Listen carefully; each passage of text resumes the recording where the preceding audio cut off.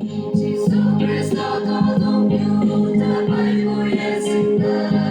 ở đâu qua lòng tình chính yêu ra ya vẫn là sao tình yêu Christ đã ya một ngày ai yom ti ta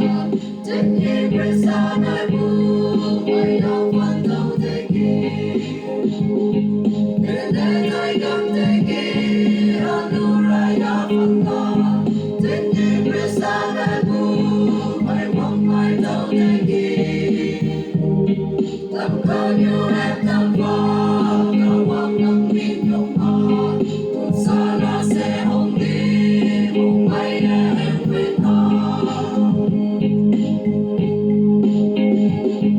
chỉ cần vui để sinh ta chú ai vang lên nhầm kỳ vì sao vậy chú ai vẫn bỏ đi và không ai để kỳ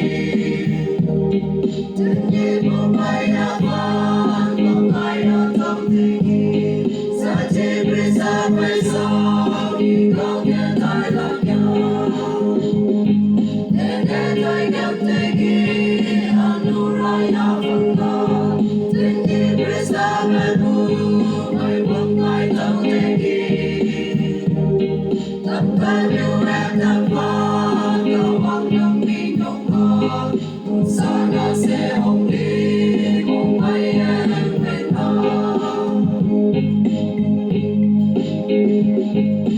bạn qua lần gần cu đâu mà chính sống chính đề ở đâu chú có lý coi em vui ai mang son cầm vang xin mừng em vì sai để Allah để mình phật từng mà đây anh đã vang được xếp xì ai đông lên